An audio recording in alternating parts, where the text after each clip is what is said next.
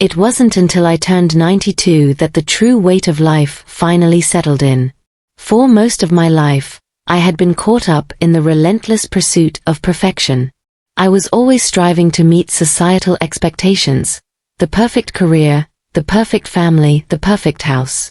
The idea that I had to be perfect in every aspect of my life consumed me. I lived my days ticking boxes, trying to fit a mold that I thought was the only way to be valued. But looking back now, at 92, I see how much of my time was wasted on things that ultimately didn't matter. I spent decades thinking I had all the time in the world to make everything just right, but time slipped by so quickly. When you're young, it feels like you have endless days ahead, but life is so much shorter than you think. The truth is, the things I worried about, how I looked, what people thought of me, the titles I achieved, none of it mattered in the end. What truly matters is the love you give, the people who truly know you, and the connections you nurture along the way. Now, sitting here, looking back at the years I've spent living for others and constantly chasing something better, I realize the biggest mistake I made was not living for myself sooner.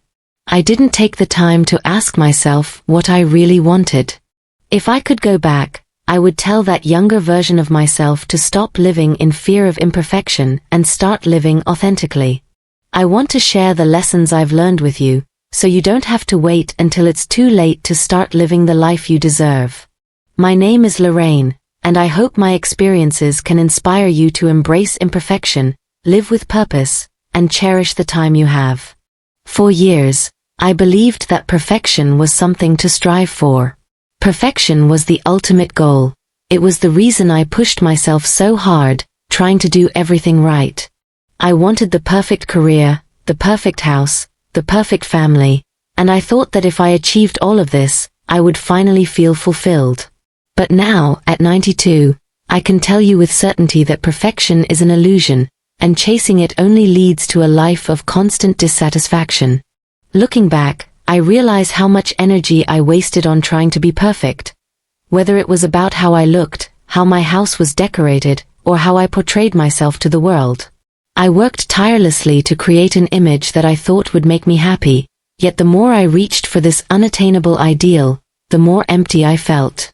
I believed that once I achieved perfection, I would feel complete. But as I grew older, I began to see the truth. Perfection doesn't bring happiness. It creates pressure, stress, and a constant sense of never enough. When I was younger, I thought that perfection was a reflection of my worth. I spent countless hours trying to meet everyone's expectations, especially those I placed on myself. I wanted to prove to the world that I was capable, successful, and in control. But the more I tried to fit into society's standards, the more I lost touch with who I really was. I was living for others, chasing approval, and putting all my energy into things that didn't truly matter. I remember those days, looking in the mirror, wondering why I felt so empty despite having what others might consider the perfect life. The career, the home, the family, the social circles. I had everything on the outside, but I didn't feel fulfilled inside. I was so caught up in the pursuit of perfection that I neglected to nurture the things that truly brought joy, connection, self-compassion, and living authentically. It wasn't until later in life that I realized the harm in my constant pursuit of perfection. It was around my late 60s that I began to question everything I had spent my life chasing. By then, I had already built a successful career, raised my children, and acquired what I thought was everything I needed to be happy. But what I found was that the more I achieved, the more I was weighed down by the idea that I still wasn't good enough. Perfection became my enemy. It kept me trapped in a cycle of constant striving, always looking for something more, something better. But the truth is, perfection is a moving target. You can never quite reach it. Now, at 92, I understand that life is not about perfection. It's about embracing the mess and imperfections. The beauty of life lies in its unpredictability, in the flaws, the challenges, and the unexpected twists and turns. I no longer strive for perfection because I now understand that it's the flaws that make life real, meaningful, and authentic. The cracks in the teacup are what make it beautiful. Letting go of perfection allowed me to embrace a life that felt freer and fuller. I began to focus on what truly mattered: my relationships, my experiences, and my personal growth. I started to accept myself as I am, not as the world wanted me to be. I stopped comparing myself to others and started enjoying my own journey. Life is messy, it's imperfect, and that's what makes it worth living. The quest for perfection only holds you back from truly experiencing life. If I could give you one piece of advice, it would be this: stop chasing perfection. It's not the key to happiness. Instead, focus on what truly brings joy to your heart: self-acceptance, love, and embracing the moments that matter. Life is too short to keep waiting for everything to be perfect. Embrace the imperfections, because that's where the real beauty lies. Looking back at my life, I can clearly see the price I paid for chasing perfection. It's something I didn't fully realize until much later, when I found myself exhausted and unfulfilled, despite achieving everything I thought I wanted. Perfection cost me my happiness, my peace of mind, and for a long time, it kept me from enjoying the present moment. I was so focused on making everything right, on creating the perfect life, that I failed to see what was truly valuable: the messy, beautiful, and unpredictable aspects of life that make it worth living. When I was younger, I believed that being perfect meant I was successful. I worked tirelessly to build the career I thought would define me, to create the perfect family, and to maintain an image of having it all together. I wanted to be seen as someone who had mastered life, someone who was in control of everything. But in my pursuit of perfection, I neglected the things that really mattered: my well-being, my emotional health, and the relationships that truly brought me joy.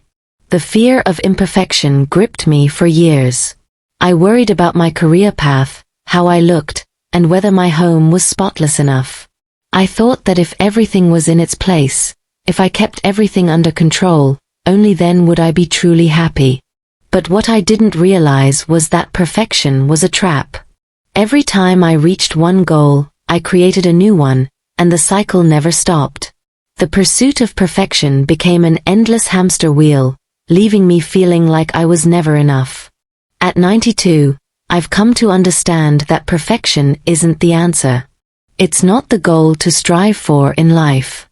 The more I tried to make everything perfect, the more I missed out on the true joy of life. Life isn't about ticking off boxes and meeting expectations. It's about embracing imperfection, learning from mistakes, and celebrating the moments that don't fit into neat little boxes. Perfection cost me years of peace. I look back now and see how much I focused on all the wrong things. Instead of being present in the moments that mattered, like spending time with my children or enjoying a quiet evening, I was busy trying to fix things that didn't need fixing. I spent too much time worrying about my image, my house, my job, instead of nurturing the love and the relationships that made life worth living. I remember the first time I truly understood this lesson. It came in my late 60s, when I realized I was so caught up in making everything perfect that I had missed the joy of just being with the people I loved. I had spent so much of my life trying to create an image that would impress others, but it was the quiet, unscripted moments that brought the most happiness. The laughter shared with friends over a cup of coffee, the quiet walks with my spouse, the moments when my children simply needed me to listen. Those were the moments that truly filled my heart. If there's one thing I wish I had learned sooner, it's this: perfection is an illusion, and chasing it comes with a high price. It robs you of joy, peace, and the freedom to truly experience life. It prevents you from seeing the beauty in the imperfections that make life so rich and meaningful. When you finally realize that life is never perfect, you can let go of the pressure and begin to live instead of constantly striving. I spent too many years being obsessed with perfection, but now I know that the most beautiful things in life aren't perfect. The love of a family, the bonds of friendship, the quiet moments spent in nature. Those are the things that really matter. Perfection doesn't bring happiness. In fact, It can make you feel more disconnected from the things that truly make life worth living. I've learned that the secret to a fulfilling life isn't about creating a flawless image. It's about embracing imperfection and living in the moment. So, if you're caught in the trap of perfectionism, let me remind you of something important. It's okay to not be perfect.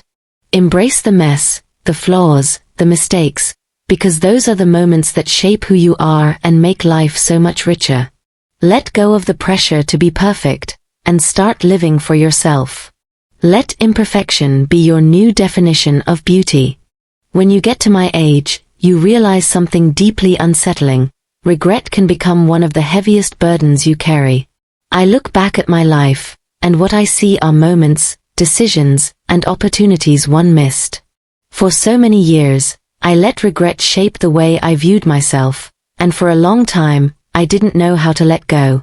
The truth is, regret can trap you in the past, and if you're not careful, it can cloud your future. There are decisions I made that I wish I could undo. I regret not taking risks when I had the chance, not pushing harder for what I truly wanted, and sometimes, not speaking up when I should have. But one of the biggest regrets I have is how long I let these things haunt me. The weight of regret can be suffocating if you don't know how to let go of it. I spent years wishing I had made different choices. I wished I had pursued a career I truly loved instead of one that simply paid the bills. I wish I had traveled more, spent more time with the people who truly mattered, and said yes to more adventures. I allowed myself to be trapped by my own fear, waiting for the perfect time to do the things I had always dreamed of. But as I grew older, I came to understand that the perfect time never comes. Time doesn't wait, and there is never a moment when you have everything perfectly aligned. The regret of not acting sooner weighed heavily on my heart. For decades, I focused on what I thought I had to do, working hard, raising a family, paying the bills, and I missed out on the things that could have brought me real joy. When I finally reached my 60s, I started asking myself, why am I still carrying these regrets? I realized that by focusing on the past, I was missing out on what could still be. One of the most important lessons I've learned is that regret is natural, but it doesn't have to define you. It took me a long time to understand that the mistakes I made and the paths I didn't take weren't failures. They were just part of my journey. The key is to learn from those regrets and to release them, instead of letting them control your present and your future. I started learning how to forgive myself. It wasn't easy, and it didn't happen overnight. But I had to realize that I wasn't perfect, and neither is anyone else. There's no point in spending your life thinking about the things you didn't do or the chances you missed. The past is gone, and the future is uncertain. All you truly have is the present moment. And in that moment, you can choose to stop holding on to those regrets and start living in a way that honors what you have left. You can choose to live without regret. At 92, I look back with compassion for the younger version of myself who made those decisions. I forgive her for the things she didn't know and for the chances she didn't take. What I have learned is that regret is only valuable if it teaches you something. Holding on to it without purpose only weighs you down. Letting go of regret doesn't mean forgetting. It means accepting that you did the best you could with what you knew at the time. If I could go back and talk to my younger self, I would tell her, don't let regret stop you from living. Don't let the fear of making mistakes prevent you from taking risks. Stop waiting for perfection, because life is already happening. Right now. Live it. So, if you're sitting there with regrets of your own, I want you to know, it's not too late. There's still time to live with intention, to let go of what no longer serves you, and to focus on what you can do right now to create the life you want. It's not about erasing the past, it's about choosing to move forward.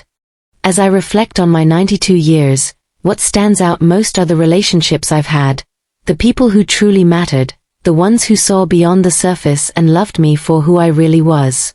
It wasn't the titles, the achievements, or the possessions that defined my life. It was the people I shared my journey with. Connection has always been the true heart of living, and yet, it took me decades to fully realize just how important those connections really were. When I was younger, I thought the pursuit of success would bring me fulfillment. I worked tirelessly to climb the ladder, to create a life that looked perfect on paper. I believed that if I achieved the right career, had the right things, and checked all the boxes, everything would fall into place. But despite the outward success, I often felt alone. I was so busy trying to impress others, trying to meet society's expectations, that I neglected to nurture the relationships that truly mattered. I look back and see that true happiness wasn't in the promotions or the accolades. It wasn't in the size of the house or the number of friends I had on social media. The real treasures of life were always the people who stood by me through thick and thin. The ones who didn't care about my title or my accomplishments but loved me for simply being me. In my early years, I often surrounded myself with people who were focused on success, just like me. We competed to outdo each other, thinking that validation from the outside world would make us feel complete. But as I got older, I began to understand that authentic connections were what truly mattered. It's the people who see you, who accept you for who you are, flaws and all, that make life truly worthwhile. When I reached my 50s and 60s, I started to notice that many of the people I had spent my younger years trying to impress were no longer around. Some had drifted away, some had passed on, and some were just too busy with their own lives to maintain a deep connection. And while I mourned the loss of those relationships, I also realized that it was in those quiet moments that I began to truly appreciate the few people who were still by my side. What I learned was simple. True friends don't judge you for your past or your failures. They love you unconditionally, and they're there for you even when life isn't perfect. True love doesn't ask for anything but your presence. Not your success, not your perfect life. As I grew older, I started focusing on these relationships. The people who made me laugh, the ones who supported me, the ones who simply enjoyed being around me without any judgment.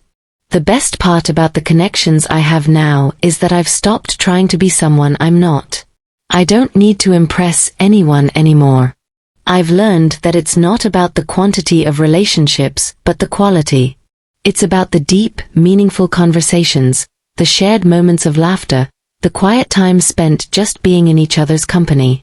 This is where the real joy in life lies.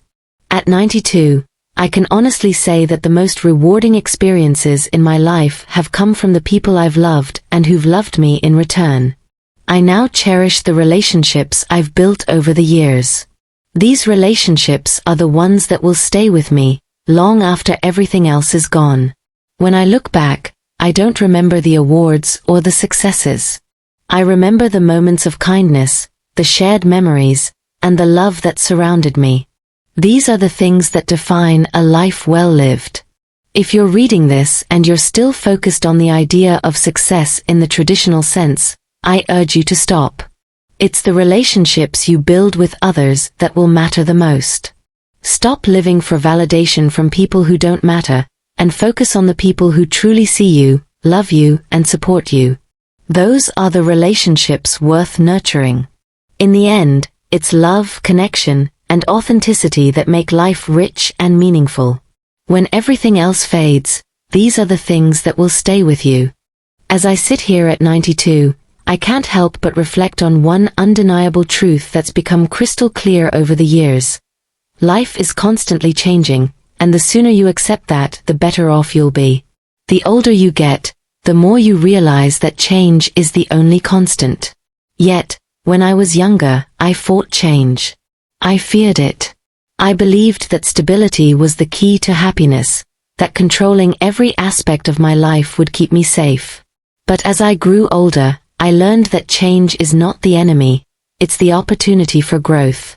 When I was in my 40s and 50s, I worked so hard to create a sense of stability. I wanted to know what to expect every day.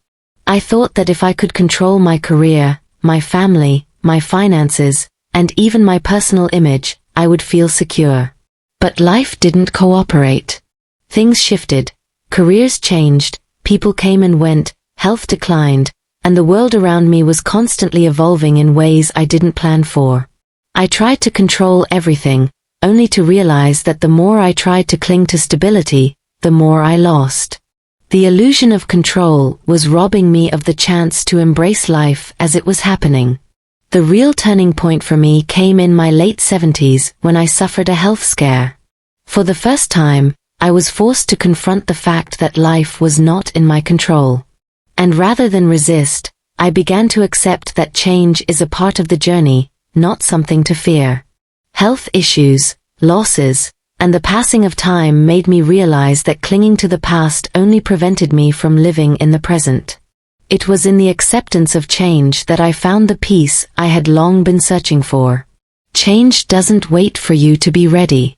It comes whether you want it or not, and if you spend your time trying to resist it, you'll end up missing out on the opportunities it brings. That's a lesson I wish I had learned earlier. In the past, I resisted change because it made me feel uncomfortable. I didn't want to face the idea that life would never be the same again. But now, I look back and see that the most meaningful moments of my life came from embracing change, from stepping into the unknown, and from letting go of the need for certainty. I've had to make changes in my life, some that I didn't expect. Retirement, for example, was a massive shift. It was a time when I found myself no longer defined by my job or my achievements. I had to face the question, who am I now without my career? But instead of resisting, I chose to find new ways to define myself. I started painting, something I had always wanted to do, and I found immense joy in exploring this creative side of me. Retirement wasn't the end of my life, it was a new chapter. And though it was different from what I imagined, it was also full of possibilities. At 92, I realized that change is no longer something to fear, it's something to be grateful for. Life is constantly unfolding, and there are always new things to learn, new people to meet, and new experiences to have. If I had continued to fight change, I would have missed out on the most beautiful parts of life. It's the changes that make life rich, full of lessons and opportunities. The people you meet, the adventures you go on, the passions you discover, it's all part of the process. Change doesn't have to be scary, it's what keeps life vibrant and exciting. Now, I embrace every new chapter, every unexpected turn, and every new phase. The fear of change has been replaced with a sense of curiosity and openness. I've learned to let go of the need to control everything and instead focus on what I can control, how I respond to life's challenges and how I choose to live in the moment. Life doesn't wait for you to be ready. It's not about preparing for the future, but about fully embracing the present. I may be 92, but in many ways, I feel like I'm just beginning to live. And that, my dear, is the beauty of change.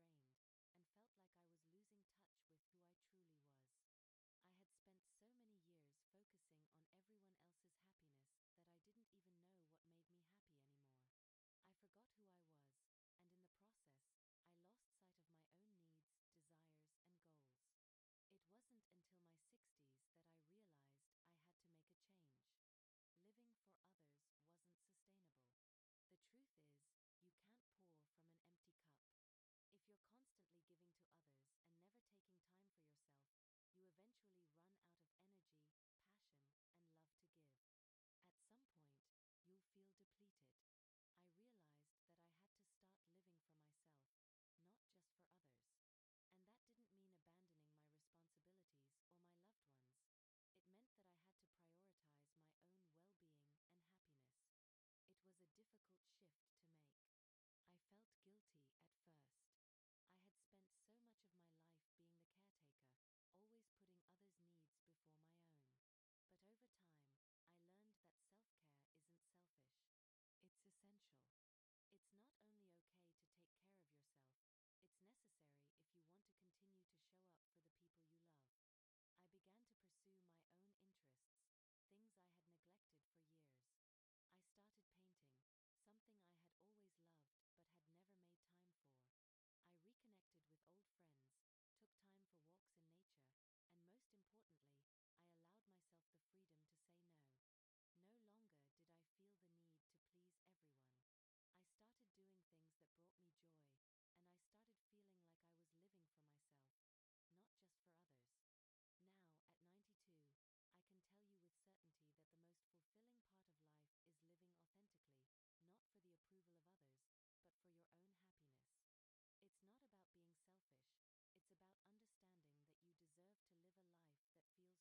would have